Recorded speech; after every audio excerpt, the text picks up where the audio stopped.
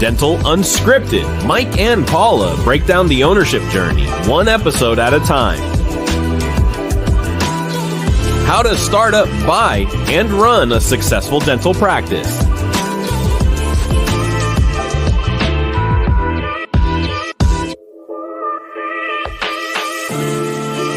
And now, your hosts, Michael Dincio and Paula Quinn.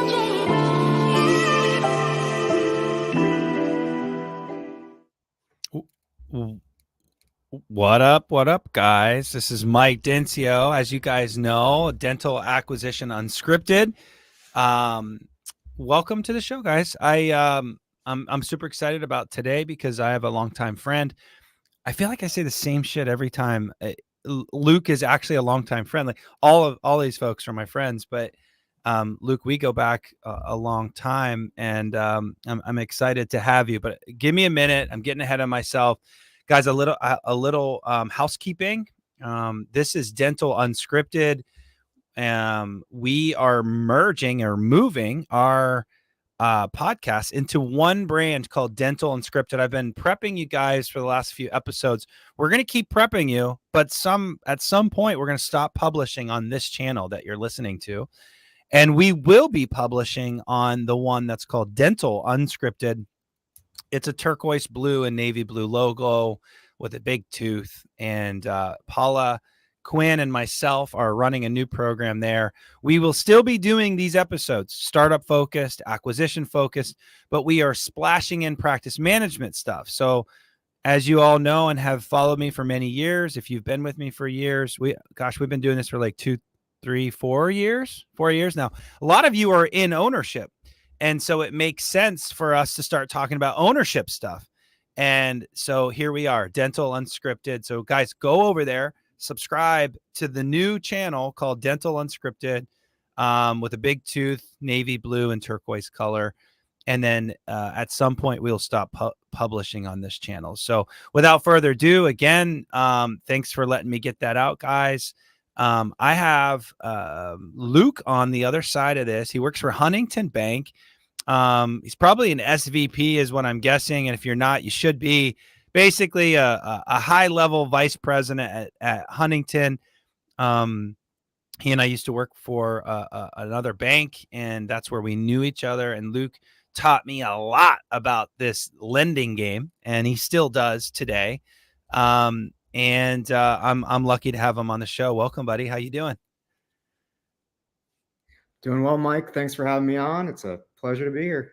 Yeah, buddy. Yeah, no, we're probably going to get into all kinds of stuff. Like today, we talked about it before the show. It's unscripted as always. But we're going to make this a little bit more fun, I think, for you, other than talking about the traditional rates and lending, But we're going to get into some other unique stuff that I feel like Luke and I get questions all the time about. And but before we get into any of that content, Luke, tell me a little bit about you, a little bit about Huntington Bank. Just kind of give me 10-second, 30-second kind of like elevator. Hey, what are we all about over here at Huntington Bank? Yeah, rock and roll. Well, Huntington Bank's been around since just after the Civil War. It's a regional bank based out of Columbus, Ohio. We kind of alluded in the intro that, we go way back in 2017. Couple execs at our former employer saw an opportunity to do some different stuff in the dental lending space. And Huntington was ready to put some of that in their portfolio. So went over, crafted a program that's, similar, but different in a number of ways and in positive ways to what was on the market. So they've really identified a couple of little niches that they can deliver to the marketplace in a very competitive manner. And we're pretty excited about the trajectory we're on. Personally, I've been doing the dental thing now for just over 15 years. Dude, long time. Participated in roughly. It's been a long time. It was definitely not one of those things in fourth grade. They said, what do you want to be when you grow up? And they're like, I want to lend to dentists. That's kind of. Yeah. I'll be a dental lender. I'll be a dental lender. Yeah, exactly.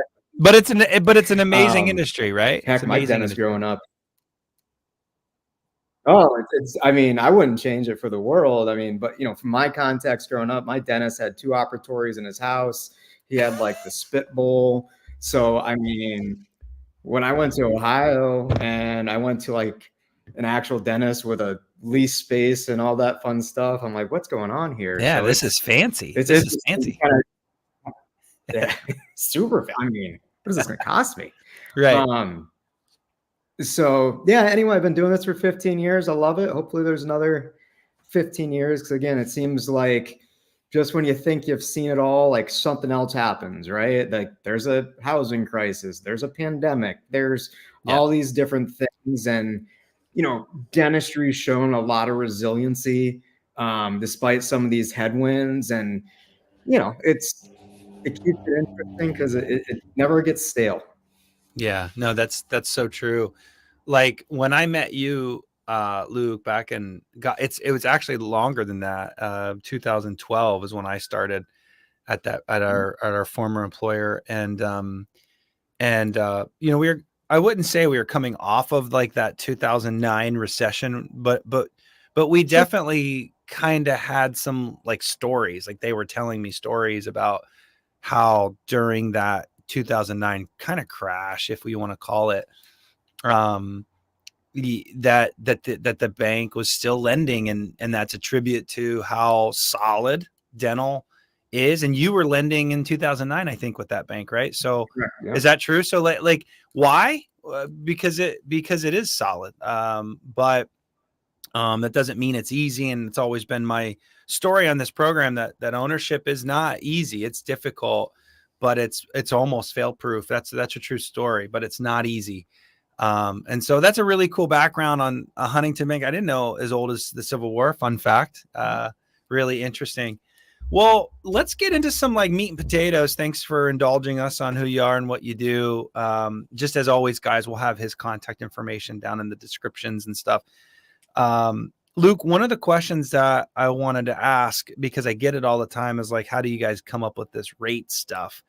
And it's kind of timely that I have a lender on the show and that I get a chance to ask you, because you're going to probably get into it way deeper than maybe I even know. But like, where does rates come from? It's not really about your credit score when it comes to it is, of course, a little bit, but it's not really about your credit score as a person, right? So how does that work, dude? Like, how does the banks come up with this situation with rates and all that?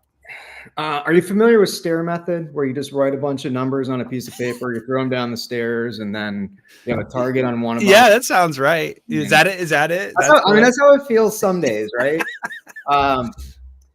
Seriously though, I mean, it's a complex question, right? Because I mean, I can't tell you, and going back to your lending days, how many times you answer the phone and like the first question, like, what's your rate? What's your rates? Guys, don't ask that when you call a lender. Little fun Mike Denzio tip. That's literally the equivalent of walking in a dental office and saying, how much is your crown? And then that's it. Like, or how much is your crown down the street? Yeah. Oh, that's even better. The crown down the street. You price match that crown down the street? Even worse. How much is your cleaning? Like a crown's like actually might be something that you're researching and shopping. It would be like, how much is a cleaning? It's that bad. Anyways, don't lead with that question. Go ahead, Luke. Sorry, I stole your thunder there. No, you're totally fine. And like right now, I think that question has been as complicated and as complex as at any time in my career. Because right now, everyone knows that the Fed just dropped rates 0.5 point, 50 basis points, however you want to say that. And so they're like, oh yeah, rates are going down.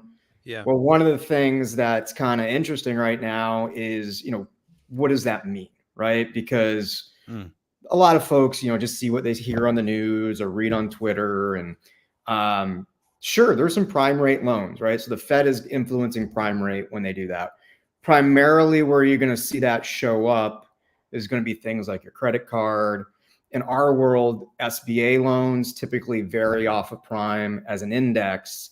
Conventional loans where the bank is taking the risk on it, it's not backed by Uncle Sam or anybody. It's going to correlate more closely to what you're going to see in the mortgage market, the residential mortgage market, right? And right now, I can't remember the exact date, but I think it was early September, the Fed dropped rates, and we actually did see related activity going on in the conventional markets where we are going to be more close to like a 10-year treasury, like what that's going for. Yeah. Or if you're familiar, it used to be called LIBOR. Now it's called SOFR, SOFR. Those indexes are probably more reliable if you're trying to see trends in the banking market versus the SBA market. So to dummy it down a little bit, like we're talking about markets right now, and there's probably 1%, maybe 5% of you that are like totally on target right here with what you're saying. Luke, like, is there something to search on Google? Because you're right. I do see this on proposals, Prime, LIBOR, Wall Street Journal, like it's all over the place. Yeah. So like when you talk about these things, you're talking about an index. Why don't you take it, like bring that down for us? Yeah. So most banks, right, they have money they can borrow, but the idea is I'm going to go out on the secondary market. I'm going to acquire capital to lend out, dollars to lend out. I don't get it for free.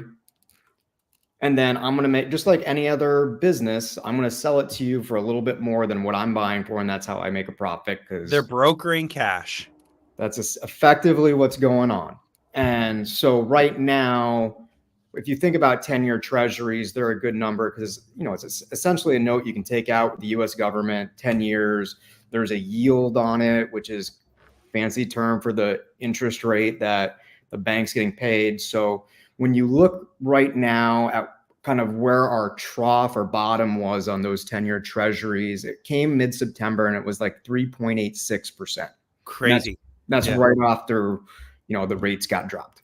Okay. All right. So that's kind of what the banks are buying money for right there. That's the Fed's income. That's the Fed's yield. That's what their profit is, right?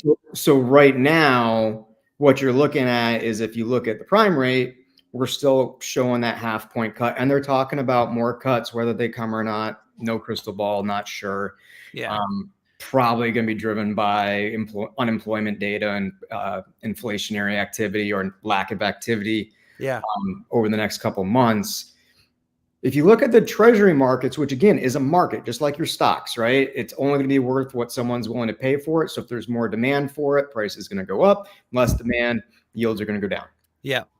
Right now, I believe we just hit a 3-month high, and I think yields on the 10-year were like 4.2%. That was yesterday. I'm not sure what they're at today. Yeah. So what we're actually seeing is a little bit of a rate increase over the last 3 weeks, simply because of what's going on. So, and that's the highlight though, Luke, right? Sorry to cut you off, but that's the highlight, because in this moment right now, Luke's talking about current rates. Shit, guys, like literally in a week, it's going to be different. You know, Luke's talking about these things that it does change, right? Week to week.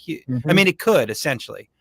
And I think that's what really matters with some of our docs is like, hey, I'm on Dental Town. I'm on Dental Unscripted, and I heard 4 point whatever. And, you know, and I know that wasn't your rate because you guys have to mark it up too. You haven't gotten to that part. But the point is like whatever that rate is in the markets and the indexes, it literally is changing. Like, how does the bank, I mean, maybe I'm just interested in this and my listeners aren't, but like I mean, it's a question we get asked 99% of the time. So at some level, they probably are interested.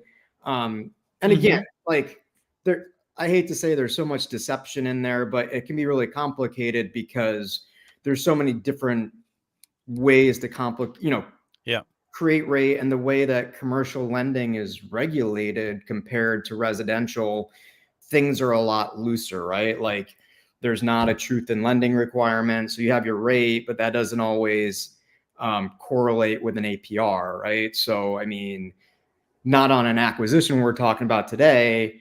If you're doing a startup and you have interest accruing at a certain rate, at the end of your startup loan that gets rolled into your loan. Yeah.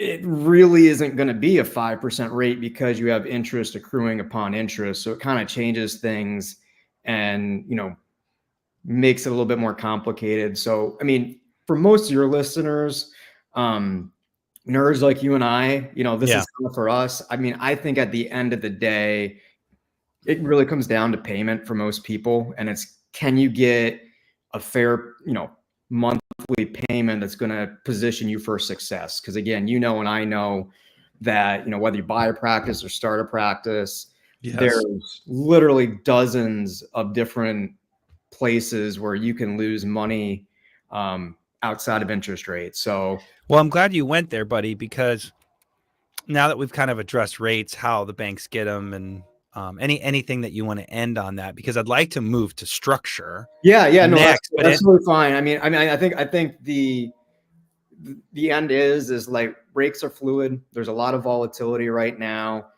A lot of good dental lenders offer a rate lock, which lets you put a ceiling on the rate for a certain period of time.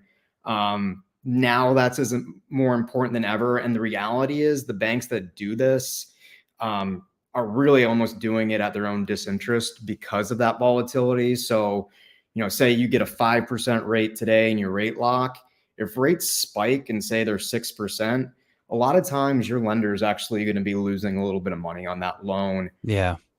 Because the fee never justifies what the bank's going to lose. Correct. So that's usually, that's typically, sometimes as a consultant, I feel like that's like, all right, guys, and I'll just be transparent, but I can have that conversation. Sometimes it feels like, okay, you're just trying to lock me in right now, and you don't want me to talk to other folks or whatever. And I get into that little dance.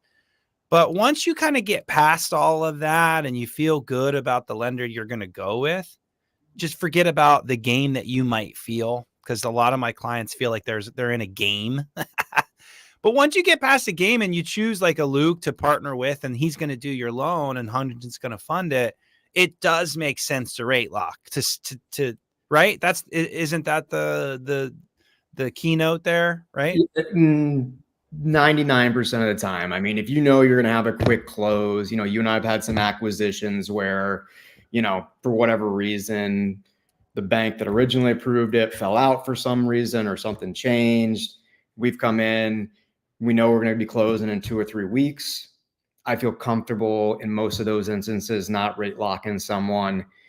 If this is something where you're trying to time up an end of year sale for tax purposes or something of that nature, everyone hates paying fees. I think that's one of those fees, especially right now with volatility, that kind of a no-brainer.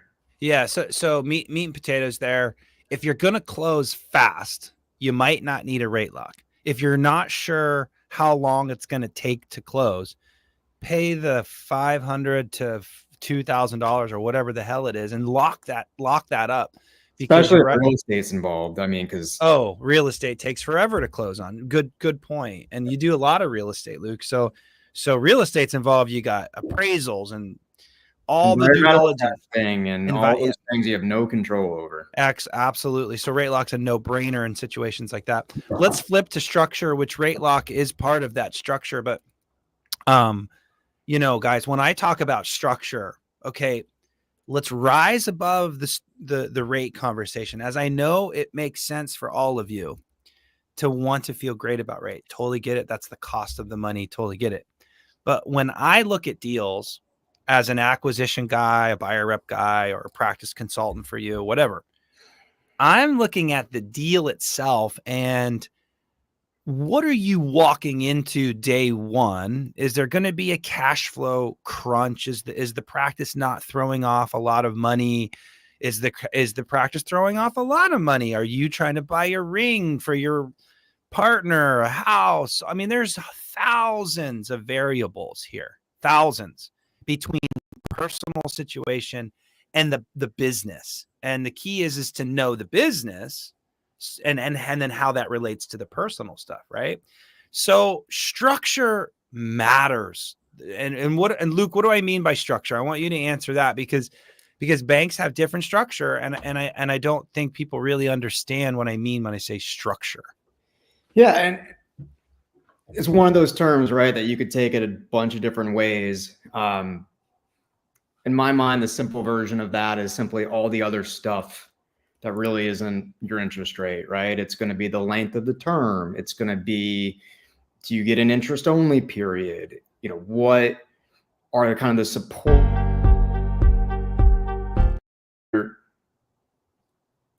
Okay. What are the supporting features of your loan that are going to position you for the best opportunity for success, right? So, Yeah. you know, one of the euphemisms that we used to hear all the time when I started out, right, is an interest rate's only as good as your ability to make that payment. Yes. And you know, you also mentioned at the beginning of the podcast how well dental loans perform. And an important point I think to make here is that I have yet to see a study that correlates a dental loan with the happiness of that dentist, right? So really, Wait, say that again. Hey, say that again. there's no study that correlates the happiness of a dentist with the timeliness upon which he pays his loan.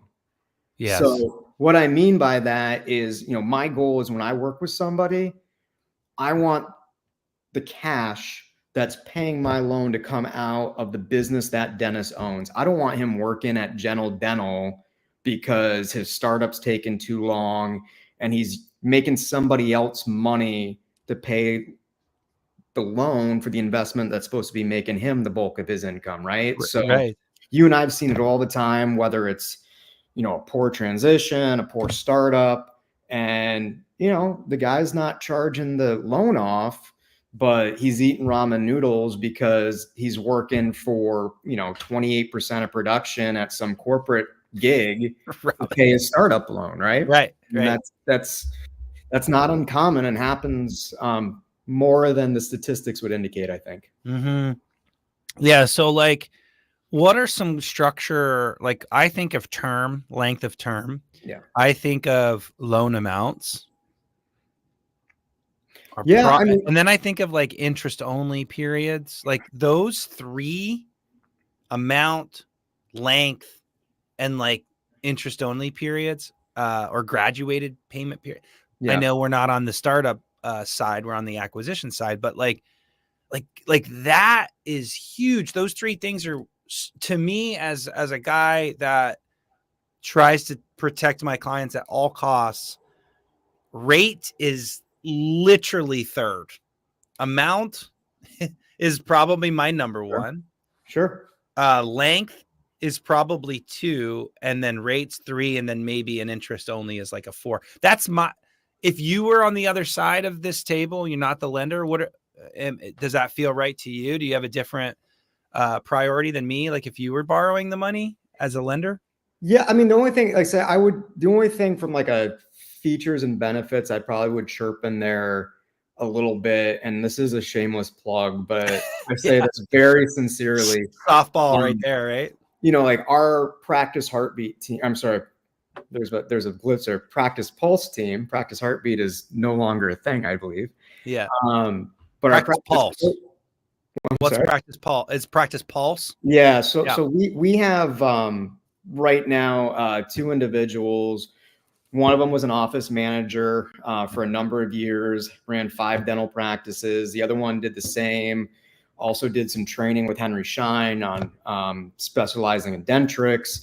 You know, this is a free feature that we put in our loans with these folks that are hyper focused on the business side, right? So with the services that you offer, they're not going to go as deep. Like they're not going to help you do the actual credentialing. They're not going to help you do the actual implement. Yeah. They're not going to help you implement, but they'll give you ideas. But they go pretty far, right? And these are folks that all that stuff these guys never learned in dental school, right? Like that business class was on a Friday afternoon, 1 day a week, and so well attended, right? Like you and I both presented in front of that class, and it's right. A lot of pizza between you, me, and the professor usually. Right. Okay. So this Practice Heartbeat's like an add-on service. Yeah. So our Practice Pulse team is basically there for you after the loan, right? Up to 2 years. Yeah. So again, how many times post-transition does an office manager leave? A hygienist leaves? I mean, there's all these little things that no one's expecting. That they know they can happen, but they're never fully prepared. So we put a team around you, right? So again, one of the stories I've told on other podcasts as well that's really shaped me is, my father was in banking. Yep. When that portion of his career ended, he went to start a restaurant. Long story short, didn't go well. I'm fully convinced that if he had a team of people behind his loan that started that restaurant that had run restaurants, right. I'm not sure that outcome is quite the same as it was, personally. Totally. But, we started talking about like where I'd rank stuff. I think that interest only period, for just those same reasons we were talking about, we'll go up to usually 18 months of interest only. I really feel like that 12 to 18 months gives a new dentist enough time to kind of get in there, clinically figure out what's going on from a business sense, figure out what's going on. And again, if you're buying a practice for $1 million, your payment, principal and interest in most cases is going to be probably $7-8 grand a month. Yeah, at least. If you can get away only paying interest and you're, only paying $5,000 a month.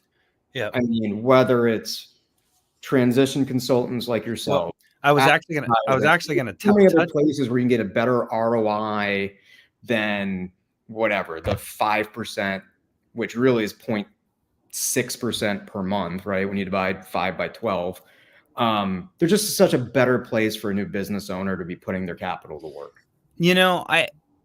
That's so key. Not because of me. Here we are. You're like, let me tell you about my Pulse program and selfish plug. Let me do my selfish plug. 1000%. Like, I had a doctor yesterday just tell me like, yeah, I'm going to bring you in 3 months. But let me just settle in. And I'm like, dude, you do what you want.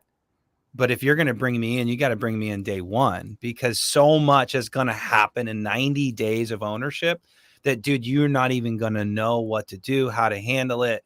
The front office gals is a wreck on this office. You're going to have so many questions. And that's this office. That's not every office. But this particular office, the front office, was a hot mess, to your point with the Practice Pulse and your team having that experience. So having not only that, but also having the extra cash for marketing. A lot of offices, acquisitions don't have a marketing budget. Like the seller didn't have any marketing going. So you have to incorporate a marketing plan, which shrinks the cash flow that you projected before you bought the practice. So having a marketing budget. The other big one is ARs. If you buy the ARs or don't buy the ARs, there is a natural 90-day cash crunch in the first 90 days that nobody really appreciates or recognizes. We know it because we do billing and we're in offices post-close. But imagine for the first 90 days, you are broke and now we're getting to that amount here in a second, right? But having more cash because of an interest-only period, or a longer term, like a 15-year term or something crazy like that. A longer term gives you more cash in the first year or two, which helps you beef up that foundation year, the first 2 years. So, sorry, I had to jump on that, Luke, because you teed it up perfectly.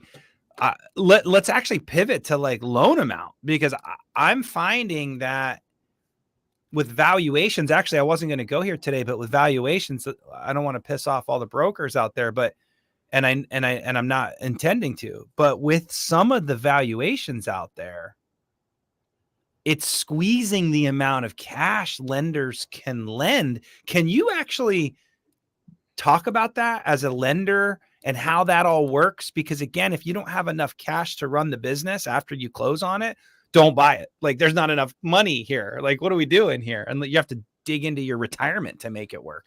Please explain like how that all works. Yeah. I mean, I think, my favorite analogy is just to liken it to like a car trip, right? Like, you're going on a journey and money is gasoline. That's what keeps the car going. That's what's going to get you to your destination. And if in your war chest there's not enough money, it's kind of like that. I'm gonna date myself here a little bit, but it's Do like it. I do it all like the that old time. Seinfeld It'll feel good episode if you do, because I always do all the time. where Kramer's driving around with the car dealer in the Volkswagen, and the gas hits the light, and he just wants to see how far he can drive with the light on, and they end up stranded in the middle of nowhere, right? Freaking Kramer, Seinfeld. Yeah, it's awesome. So yeah, I think it's absolutely key with loan amounts, and to defend the brokers, right? It comes down to supply and demand. I mean, there's a ton of people looking at practices. I think the selectivity has been a little bit higher recently because rates have been higher than they were 2-3 years ago. But again, similar to housing, there's still demand there. Yeah. So there's no reason really for prices to fall. Yeah. I mean, it's true. It's true. Even with all the inflation and weirdness with, again, time stamping this episode with all the weird politics going on and the inflation and all the wars going on and the immigrant stuff, and it just throw it all in, right? Economy questions. That's the hottest election thing coming up too. I'm not sure. Like that's what I mean. Like forget what side you're on. The two topics of this particular debate has been the economy and immigration. So if you just talk about the economy only, people are concerned about the economy. So with just that little time capsule, practices are still selling for a premium, to your point. A premium. Facts, right? No, and again, like this is the one time, like I will shamelessly say, for all those people that aren't in dentistry, right? Like inflation does nothing good for the dentist, right? Like it's staff wages, it's the amount you're paying for your lease. If you're buying your building, real estate stuff's high. And then, lab. And if you're taking any level of insurance, right? Reimbursement rates sure as heck aren't going up anytime soon. So No. it's like you're getting pressure at the top, you're getting pressure in your expenses. Yeah. And this is just one of those times where if you're not structured properly, if all these things, right? Like how many times have you done a transition, Mike, where you've done an analysis for somebody? We know how the hygienist market looks. How many times like within the week of the transition, the hygienist knocks on the door and comes in and says, "Hey, by the way, Sally down the street was, we were at happy hour and she was telling me what do you think about a raise here?" Right? Like, So these are all these things that you try to figure out. These almost 100% of the time, the team asks for a raise. In fact, a deal last week, buyer transitions, goes in, meets the team for the very first time. She brings her cupcakes. This particular client is as sweet as pie. You would love her. Everybody on the show would love her. How could you hate her? She's fun. She's sweet. She's disarming. It's a perfect buyer. Okay. Like there's some buyers that are just jerks. They come in, they're aggressive. No, she's about as easy as possible. Right. Front office gal looks at me, dirty look. I'm there to support her. I'm not even talking. I'm some consultants come in guns a-blazing. I'm just sitting there supporting, just in case she gets a curveball. I wanted to be there for her, just in case she gets a curveball. No curveballs that day, but literally the next day, the front office gals asks for a $7 raise, $7, which took taking that front office manager from like whatever 33 to $40 an hour. And like what? So to your point, Luke, transitions almost 100% of the time have that kind of bump, especially in hygiene and front office. Definitely. Yeah. And kind of tie this all back together, right? We're talking about dollar amounts. Yes. And I think really what you're saying though, Mike, is access to dollars, right? Access to cash. That's right. Because you got to buy the business first. That money's gone. It goes into the seller's pocket, their retirement. But then the cash left over really at some point, just like buying a house, right? The bank's got to throttle how much it lends somewhere. But where it can influence is, again, for the longest time, right? Like if you were like with our parents buying houses, right? Like the 30-year mortgage was invented specifically for this same purpose, right? Like the house was the collateral, but when I can take and do a 30-year loan, versus a 15 or even a 10 back then, right? Like Oh, that's man. a whole game changer in access to capital, which we were talking about before. Yes. So again, if you got a practice that you're looking to buy, it's doing $1 million. It's going to be really tough to get like 1.2 or $1.3 million to borrow at a decent interest rate against $1 million asset. But then when you look at interest only payments, you look at extending something out to 15 years, even if you don't keep the loan for 15 years, this affords you this access to capital. That's right. So that, you can pay Sally that extra money and, now you're taking it out of your advertising budget. You're not taking it out of your home equity loan, right? Exactly. Like, those are strategies that, like you were saying, probably in my book, right? Number one, if not number 1.5, right? In terms of most important things you got to look at. Because it goes back to that old adage, right? Like a banker's a person that will give you his umbrella when it's sunny out, but once it starts raining, you'll take it away. You need cash after that transition. You go back to get 100 grand. Yeah. I don't care what interest rate you negotiated on your purchase loan. Now you're going to be borrowing that working capital loan at what, 15, 20%? That's right. So again, like that's one of those things where I hate to say it's like those hidden costs of lending, but it's like if you need to upgrade equipment. Yeah. The very first Patterson or Shine, and will they give you a loan based on your credit score? Most likely. Yeah. But is it going to be a 5-year, 7-year loan that's got a $1,000, $2,000 payment that effectively is going to wash out your interest only period? You'd rather have it in a 15-year loan, right? Totally. So that why you would need extra cash, before we get to our question that was just posted on Facebook, why would we need extra cash? It would be working capital to pay your bills after you close. That's a big one. We talked about marketing. Marketing is almost a necessity for a brand new owner because you're going to lose some patients. You just will. You can't keep them all. So you got to grow a little bit. You just said equipment. That's a very common reason. A lot of you guys are coming right out of school and needing a cone beam to do the things that you do. People say to me all the time, that's a standard care these days is cone beams. I believe it. Many people don't even have a pano. They're taking FMXs and PAs and all that good stuff and just doing implants off that. That's old school, I know. But if you need a cone beam, you're going to need more capital equipment. And then Luke said also like raises, like people come at you with raises. You might need a little extra cash to rebound those collections. So that's why amount matters. Amount matters. If we were on the startup side of our podcast, that would be a whole nother conversation because construction costs are just bonkers right now. And so I won't take us down that path. Go ahead, Luke. Yeah. Let me jump in with two things too. One of the things that I personally am a big fan of, for the right owner and the right clinician, I'm seeing more modified startups, jump starts, whatever you want to call them. Yes. Right now. How do you describe that? Describe that, because I don't think.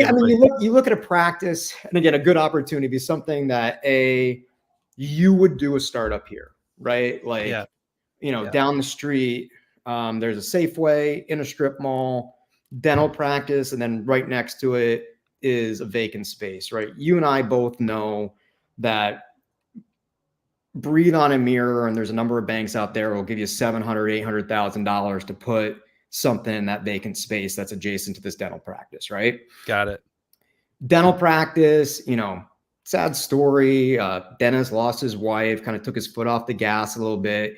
He's got 6 operatories with some really nice equipment still in there. Practice has gone from $1 million down to $450. He just kind of wants to be done with the thing. Yeah. Just offloading a practice that he's not working or she's not working. Just kind of get me out of this thing. Let me kind of sunset and focus on my new priorities. You and I know that can be challenging to finance, right? Yeah. In this particular instance, I almost felt, similar to like what we were talking about before. We were willing to give this guy $600,000 for this jumpstart, even though we didn't need it, right? And so from that access to capital standpoint, in that 18-month interest only period, I was letting the guy know, okay, listen, here's your 250 purchase price. Here's your working capital. Mm-hmm. I want to build some money in there for you because I can. You're not going to pay interest on it unless you are accessing it. But if a chair fails, if you need to add equipment, if you need to do some unforeseen stuff within that first 18 months, you can sleep well at night knowing we're holding on to that capital for you. You don't have to get reapproved for it. Mm-hmm. It's sort of like a fixed rate line of credit, right? So as those things pop up, if you're in a position to do that with your lender, access to cash, why? And there's literally no consequence to it. Why wouldn't you? Why not? Yeah. And I think that's a beautiful way of describing the scenario of ownership and the woes of ownership is like, if someone is giving you access, take it, because you just don't know how well or how bad it's going to go. Right. And I hate to say that it that way. There's too many podcasts out there that said, oh, actually that tease us up for the question that came in on Facebook. But like, there's too many podcasts and too many books and too many Dental Town bloggers saying that you guys are invincible. The facts are that you're not invincible. And there's a big difference between very successful dentists, business owners, and average, just barely making it and paying their loans. So I'm just going to go on record and say right now that every lender in the world will say lowest default rates in the world. And that's teeing us up for the question that came in. It's true. You guys don't default, but that does not mean you're successful. You're barely making it home, but you're paying the bank. Yep. You're paying your payroll. You're paying all your crap. You're paying the bills, but you don't have any money. And so like, I think there's like this false, like, oh, ownership's so easy. And that's not true. That's not true. You got to run your business. You got to own your business. You got to have resources like Next Level or the Pulse program that Luke has, because business is not easy. So actually, that's a nice segue to the question that just came in on Facebook. I'll push it up on the screen for you YouTubers. It says, why are dentists so easy to lend to compared to other professionals and individuals? And it's so true. Great question. Like, it is so easy. You have a DDS or a DMD behind your name. Luke, how, I mean, Huntington lends to other professionals, I assume. Is it easy or hard to lend to dentists? And why? That's a very loaded question. It sure is. Where do you want to take it? Well, I mean, the first thing that I'll point to is in our 15 years career, roughly 15 years between both of us. How many banks can you name that tried to be in the dental lending game and had to get out because they didn't know what they were looking at? Lots. And there's actually a lot of banks that are in. 10, you know, like. No, you're right. They're like, oh my gosh, that's really key. You're right. There's a lot of banks that jumped in and jumped out, but there's also some banks that jumped in and it's a mediocre product. It's both. Or it starts really good, and then once they start seeing some activity in their portfolio, they're like, wait a minute, this isn't as good as what it used to be, right? That's interesting. Yeah, it's really interesting for you to say that. And especially like, I mean, this is not the purpose of this podcast, but you look at the banks that wanted a piece of the multi-practice space, you see interest rates increase, and you got all these mid-level and emerging DSOs that are completely pivoting and trying to divest practices and assets. And again, it's true. DSOs are kind of starting to fall apart a little bit, teeny bit. I mean, it's definitely kind of a Darwinian event, right? Where the good ones that had the capital, kicking butt, liquidity, they're going. The ones that were relying on leverage got caught with their pants down, no dry powder, and there's a lot of scramble right now in that space. Yeah. So I want to go on record. DSOs are fine. It's just as a whole, it's definitely tapered flat. They were growing like crazy, and now it's flat all of a sudden. Yeah. So, anyways, back to the I think this is one of those pieces where it is a little bit of a misnomer, right? I talked about it earlier. Low default rate. The reason that I think that dentistry is attractive is because of the margins. It's one of the few industries where if you're running, a textbook where your overhead is 60, 65%, you compare that to a restaurant. Yeah. if they're running at a 5-10% margin, profit you know, margin. that's a good restaurant. So that does not allow Yeah. for a lot of room for error, right? And if you It's true. time this whole thing, the reason private equity and pension funds and all these things were interested in DSOs was specifically because of that, right? Like you have this industry where I can invest in an asset that's going to throw me off 20%, 25% annually. Like, go find a stock that's going to pay that in a dividend, or go find anything else that's going to give you that kind of return. But what's interesting about that though, Luke, is that the profits have gone down over the last 5 years. And I think that's why you're probably seeing some of the flat line in DSOs. We talked about it with the interest rate or the inflation, is that inflation is it's when people think inflation, they're thinking of like the product, like this cup of coffee or gas. I think what Luke's really alluding to is like people, and that's your biggest expense is people. Hygienist, front office, we touched on it today, and that is really rising, and I'm seeing a direct correlation, of course you are too, of wages to profit. And the higher the wages go, the lower the profit goes. Usually when Luke and I see a business throwing off not as much cash as it should, you go right to wages, and usually you see it right there. And anyways, just DSOs are struggling with it too. And if a big headquarters is looking for that 10 to 20% profit, and the hygienist just stole it from them, they're going to want out because they're not getting the same gains. But I think we could both say, though, I mean, you guys are in it still. You're still lending. You still believe in dentistry. It's pretty fail safe. I mean, that's why you're lending to dentists fairly easy. Is that right? Yeah. And when you look at the numbers, ownership statistically is, and you know, unless you have a spouse that's making 7 figures, right? Like, ownership of a dental practice vis-a-vis being an associate, there is a very select number of folks that can make more money as an associate than they can as an owner. And even during that transition period, right? If you're struggling, a lot of practices, if it's collecting $1 million, still should be in some ways spitting out, you know, $300,000 to $400,000 a year before you start paying your loans, right? So yes, if anything, you know, that's when you know, your role becomes important. It's like, all right, how do I successfully transition this, and how do I put a plan in place where I actually can grow this thing, right? Yeah, and I will say that a good buyer rep isn't just going to give you the information about like how much the value is, what the pitfalls are, what challenges you're going to have. Like that's very important. But then the question is what's the plan?